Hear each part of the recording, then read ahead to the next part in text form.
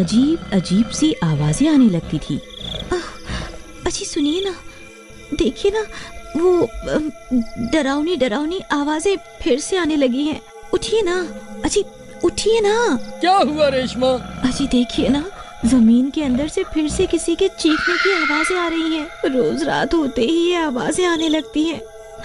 आप कुछ कीजिए ना, इतने डर के माहौल में मैं नहीं रह सकती। ठीक है, मैं सुबह होते ही ये जमीन खुदवा कर देखता हूँ, आखिर माजरा क्या है। अभी तुम सो जाओ, रात बहुत हो गई है।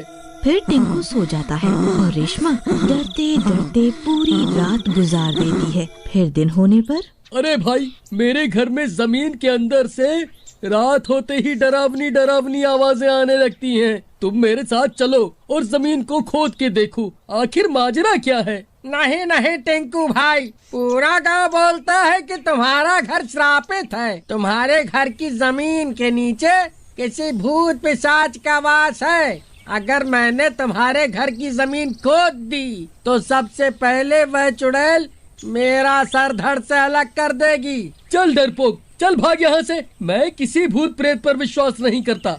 फिर टिंकू वापस अपने घर की ओर चल देता है। फिर रात होने पर टिंकू और रेशमा सो रहे होते हैं। तभी वो डरावनी डरावनी आवाजें आने लगती हैं और रेशमा की नींद खुल जाती है। अजी अजी उठिए ना, देखिए ना, वो आवाजें फिर से आने लगी हैं। आज आपको कुछ न कुछ करना ही होगा, नहीं तो मैं ये घर छोड़कर अपने मायके चली जाऊंगी। फिर टिंकू गुस्से में उठता है और कुल्हाड़ी से जमीन खोदने लगता है और कुछ ही देर में अपने कमरे में एक गहरा गड्ढा खोद देता है। तभी वो डरावनी आवाजें तेज हो जाती है और उस गड्ढे से बहुत तेज बदबू आने लगती है। अजी ये बदबू कैसी है? क्या हमने गड्ढा खोदकर कोई गलती तो नहीं कर दी ना? फिर टिंकू उस गड्ढे के अंदर उतर जाता है। वहाँ उसे एक औरत की लाश मिलती है। फिर वो उस लाश को अपने कंधे पर डालकर गड्ढे से बाहर निकल आता है। अजी ये किसकी लाश है और ये हमारे घर के नीचे कैसे आ गई? पता नहीं भगवान, ये लाश कहाँ से आ गई। अजी क्या ये लाश ये डरावनी डरावनी आवाजें निकाल रही थी? पता नहीं, मुझे तो कुछ समझ नहीं आ रहा। अजी इसके चेहरे से कपड़ा हटाकर तो देखिए कि क्या पता कोई जान पहचान का हो। तुम्हारा दिमाग तो खराब नहीं हो गया? अगर कोई चुड़ैल निकली तो? मैंने आपसे बड़ा डरपोक अपनी जिंदगी में नहीं देखा, जो एक लाश से भी डर रहा है। फिर रेशमा उस लाश के चेहरे से कपड़ा हटा देती है और उसकी आंखें फटी की फटी रह जाती है। वो एक चुड़ैल होती है। अरे मर गई रे। अजी ये तो कोई चुड़ैल की लाश है। कहीं हमने इसे बाहर निकाल कर कोई गलती तो नहीं कर दी? मुझे बहुत डर लग रहा है जी, कहीं ये जाग न जाए। फिर टिंकू उस लाश को उठाकर वापस गड्ढे में फेंक देता है। भगवान, हमें अब और यहाँ नहीं रुकना चाहिए। चलो जल्दी यहाँ से निकलते हैं। अरे भागो रे, अपनी जान बचाकर भागो रे। फिर जैसे ही टिंकू भागने लगता है, वो लाश टिंकू की टांग पकड़ लेती है। अरे मर गया रे। अरे प्रीतम, मेरे लिए रुको, इस कमबख्त ने मेरी टांग पकड़ ली है। अब मैं क्या करूं? अरे चुड़ैल जी, मुझे छोड़ दो, आप ये घर ले लो, हम दोनों ये घर छोड़कर चले जाएंगे। आज से आप ही इस घर की मालकिन है, बस मुझे छोड़ दो। अरे मर गया रे।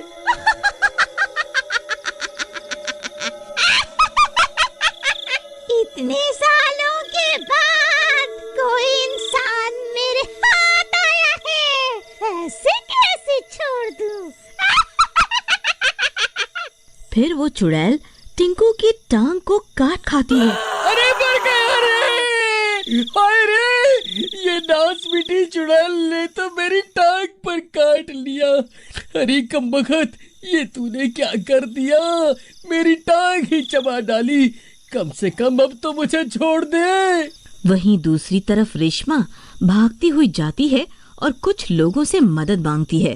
भाई साहब, मेरी मदद करो, मेरे पति को चुड़ैल ने पकड़ लिया है, आप लोग जल्दी से मेरे साथ चलो। चलो। फिर कुछ गांव वाले रेशमा के साथ उसके घर आते हैं और वो लोग खिड़की से झांक कर देखते हैं कि उनकी आंखें फटी की फटी रह जाती हैं। अरे ये कहा भाई, ये तो कोई चुड़ैल है। अरे बहन, ये चुड़ैल तुम्हारे घर कहाँ से आ गई? भाई साहब, ये कमबख्त चुड़ैल बहुत सालों से हमारे घर के नीचे ही रह रही थी। हमने जैसे ही अपने घर के जमीन की खुदाई की तो ये कमबख्त जमीन से बाहर निकल आई। अरे नास बिटो, बाहर खड़े होकर बातें ही करते रहोगे या मेरी मदद भी करोगे? हाय रे, ये चुड़ैल तो मेरी टांग छोड़ ही नहीं रही। अरे मर गए। अरे अरे बिरजू भाई, वह देखो, इस चुड़ैल ने तो टिंकू भाई की टांग को काट खाया है। अब ये भी भूत बन जाएंगे। टिंकू भाई, इस चुड़ैल ने तो तुम्हारी टांग पर काट लिया है। अब तुम्हें अपनी जान बचाने के लिए अपनी टांग को शरीर से अलग करना ही होगा, नहीं तो इसका जहर तुम्हारे पूरे शरीर में फैल जाएगा और तुम भी इसके जैसे बन जाओगे। अरे मर गया रे। नहीं भाई नहीं, मैं अपनी टांग को नहीं काट सकता। ठीक है भाई, फिर तुम भी इसकी तरह भूत बनने को तैयार हो जाओ। अरे भाई साहब, ये आप कैसी बातें कर रहे हैं? अगर ये भूत बन गए तो मेरा क्या होगा? अजी, आप अपनी एक टांग काटकर खुद को इसके चंगुल से आजाद क्यों नहीं करवा लेते जी? मैं एक लूल्हे के साथ तो जिंदगी बिता सकती हूँ, लेकिन अगर आप भूत बन गए तो मेरा क्या होगा? बिरजू भाई, हमें इस घर को आग के हवाले करना ही होगा। अगर ये चुड़ैल आजाद हो गई तो पूरे गांव में कोई जिंदा नहीं बचेगा। तुम ठीक कहते हो भाई, हमें इस घर को आग के हवाले करना ही होगा। अरे नास बिटो, ये कैसी तरकीब बना रहे हो? मेरा ख्याल तो करो, इस चुड़ैल के साथ साथ मैं भी जल के राख हो जाऊंगा। देखो टिंकू भाई, तुम्हारे पास एक आखिरी मौका है। जल्दी से अपनी टांग काट कर इस चुड़ैल से अपना पीछा छुड़ा लो, नहीं तो हम इस घर को आग के हवाले कर रहे हैं। हे भगवान, अब मैं क्या करूं? तभी रेशमा पड़ोस के घर जाती है और एक बड़ा सा चाकू उठाकर ले आती है। अजी, ये लीजिए, इससे अपनी टांग को अलग कर दीजिए और जल्दी से बाहर आ जाइए। फिर रेशमा उस चाकू को टिंकू की तरफ फेंक देती है। फिर टिंकू उस चाकू को उठा लेता है। हे भगवान, अब क्या करूं? जो होगा देखा जाएगा। फिर टिंकू उस चाकू से अपनी टांग को काट देता है और नीचे जमीन पर गिर जाता है। अरे मर गया रे। हाय रे, बहुत दर्द हो रहा है। हाय रे, अरे नास मिट्टी चुड़ैल, तेरी वजह से तो मैं लूला बन गया। हाय, मैं तो कहीं का नहीं रहा। अरे मर गया रे। उसकी एक टांग चुड़ैल के हाथ में रह जाती है। बहुत स्वादिष्ट है, आज तो मजा ही आ गया। टिंकू भाई, जल्दी से इस घर से बाहर निकलो, हम इस घर को आग के हवाले कर रहे हैं। अरे कमबख्त, तो रुक जाओ, मुझे तो बाहर आने दो। हाय, मर गया रे। हाय, फिर टिंकू जैसे तैसे लंगड़ाता हुआ घर से बाहर निकल जाता है। उसके बाहर निकलते ही गांव वाले घर को आग के हवाले कर देते हैं।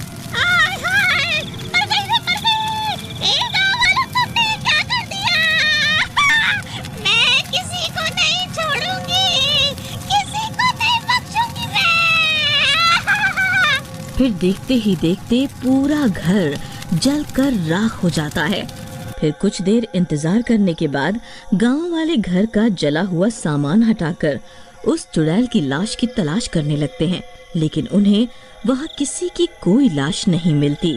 बस जमीन में एक गहरा गड्ढा मिलता है। अरे भाई, ये तो वही गड्ढा है जो मैंने खोदा था, लेकिन उस चुड़ैल की लाश कहाँ गई? भाई, मुझे लागत है वह चुड़ैल वापस इसी गड्ढे में घुस गई है। चलो हम इस गड्ढे को बंद कर देते हैं। फिर वो लोग घर के जले हुए सामान से गड्ढे को बंद कर देते हैं और वहाँ से